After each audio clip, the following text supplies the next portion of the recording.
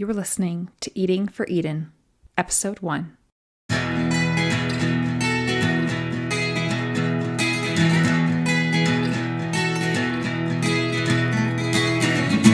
it comes to doing something about climate change, your food choices matter. Thanks for tuning in to Eating for Eden, a podcast that takes a food-first approach to climate action. I'm your host, Jessica J. Schroeder, and I am passionate about food that tastes good and does good. I'll guide you with practical tips and help you thoroughly enjoy your food along the way.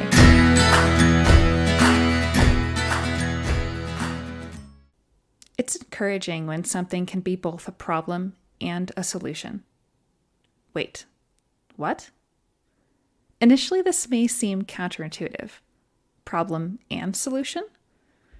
Our brains tend to like binaries. They want to stick to either ors.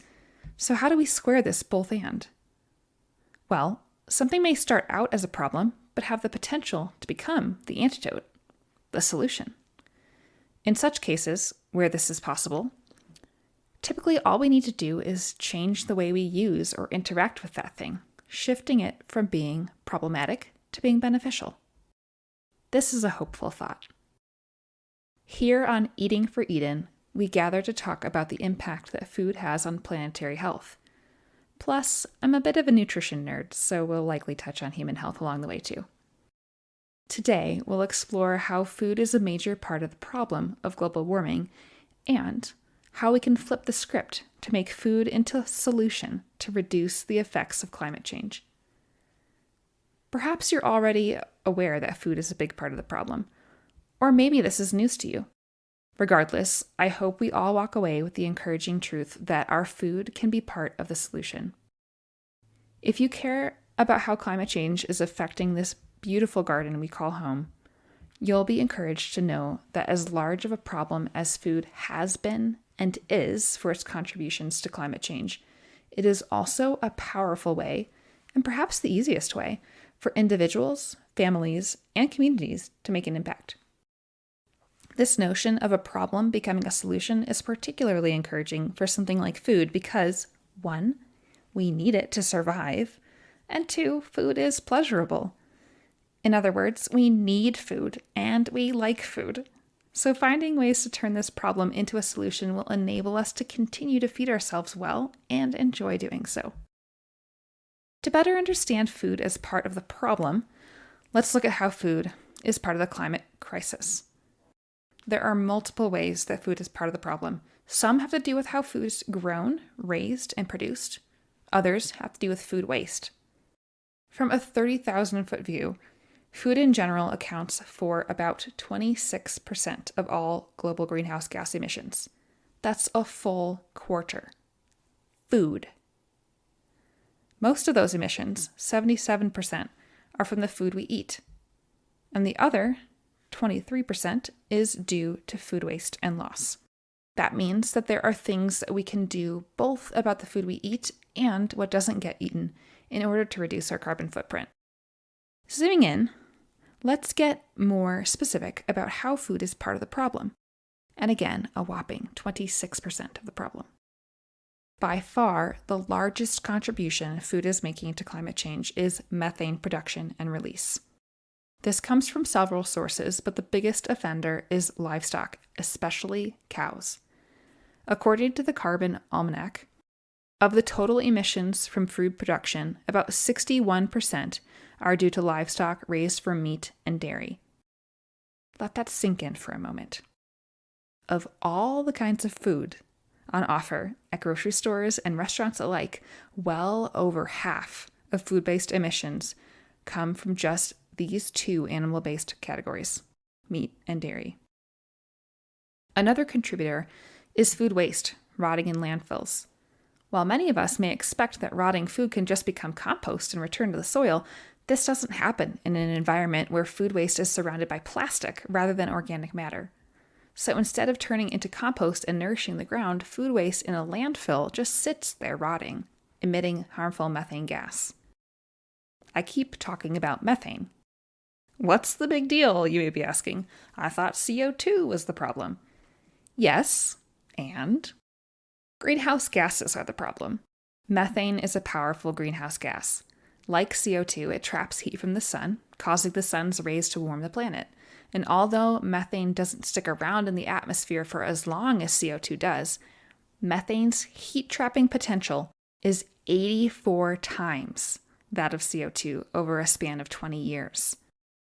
So in a time when imminent action is needed to prevent irreversible planetary impact, tackling major methane emitters can make a huge dent in helping achieve the crucial Paris Agreement targets for limits on global warming. Yes, CO2 will stick around longer, so we still need to take action to reduce our CO2 emissions, but cutting down on methane in a big way right now will help to avoid a speedier rate of warming. This is important because climate change impacts often work as a vicious cycle. The impacts of warming have consequences that in turn make climate change worse, and on it goes. Slowing warming now, by reducing methane emissions now, is an important step to take, and it's one we can take quite easily by attending to our food choices. Again, methane is emitted both during food production and through food waste rotting in landfills. With this in mind, we can implement solutions both at the front end and at the back end of the food system and our involvement in it. Before getting to those solutions, let's consider two other ways food is part of the problem. After methane production, other major food-related contributors to climate change include deforestation and land use. These two go hand in hand. As more land is required to either graze animals or grow food to feed them in feedlots, more forests are being cleared to make this possible. And did you notice that either or? Land is needed for raising livestock for food, regardless of whether it is commercial or grass-fed. Our World in Data states that 60%, that's 60%, of tropical deforestation is due to beef, soy, and palm oil production. And before anyone rails against tofu, let me clarify that 77% of global soy is fed to livestock. Only 7% of total global soy is used for direct human consumption in products like tofu, tempeh, soy milk, and edamame. Trees are not being cut down to feed the vegans, people. Okay, so land is cleared to graze more cattle who belch out tons of methane. That much is clear. Or to grow crops to feed livestock that are not being grazed. Or to produce palm oil to stuff into ultra-processed foods and other household products. While seeing rainforests cut down is obviously a tragic thing, what does the loss of trees in itself have to do with greenhouse gas emissions? Remember learning as a kid that we, as humans, breathe in oxygen and plants breathe in CO2? Plants, trees especially, draw down carbon out of the atmosphere and store it. We call these carbon sinks.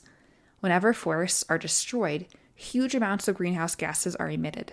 So not only are the practices that deforestation is making way for emitting more greenhouse gases, the very act of deforestation itself is a huge emitter. Okay, that was a lot of information. And that's only scratching the surface. I realize I probably raised a lot of questions already. And it's the goal of this podcast to provide actionable solutions. So let's move on to some practical action points. I want you to walk away with 3 simple steps you can take to reduce your carbon footprint, turning food from a problem into part of the solution. Step 1. Begin reducing how much meat you eat, especially red meat.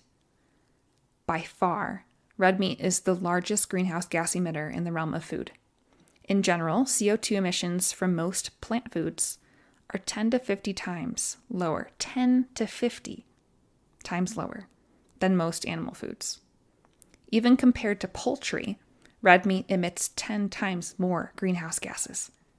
And when considering plant-based sources of protein, keep in mind that red meat emits over 60 times more greenhouse gases than protein-rich soy milk. And before you freak out about meeting your protein needs, there's no need to fear. All plants contain all 9 essential amino acids. And as long as you're eating a variety of foods and prioritizing some that are higher in protein, you should have no problem. Step 2. Switch to plant-based milks instead of dairy milk. While some like to demonize almond milk for its relatively high water use, all the major plant-based milks, that's soy, oat, rice, and almond, are better options for the environment than cow's milk. Plus, almond milk still uses about 40% less fresh water than cow's milk. Let's keep things in perspective, shall we? My advice: don't overthink the choice too much. Just start with what you like. Personally, I prefer oat milk when I'm ordering a cappuccino, and I use soy milk at home.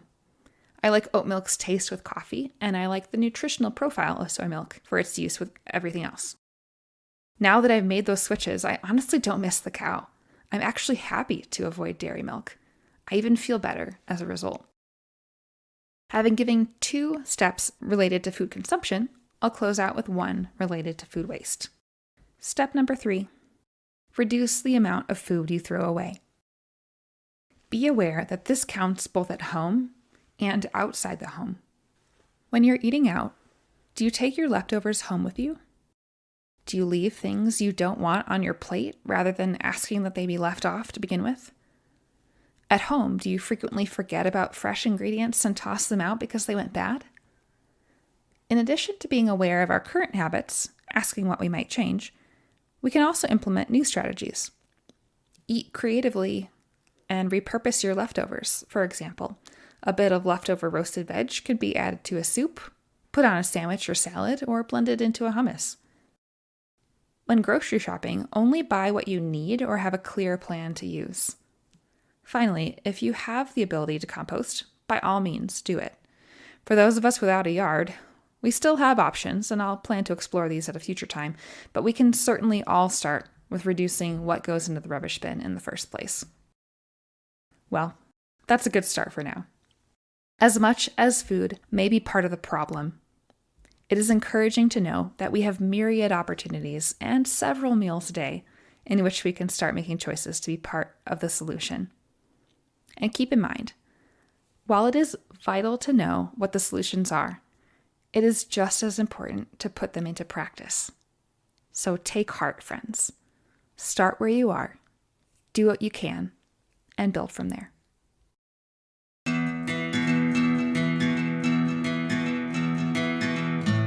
Thanks for listening to Eating for Eden. If you found this episode informative or inspiring, please consider sharing it with a friend.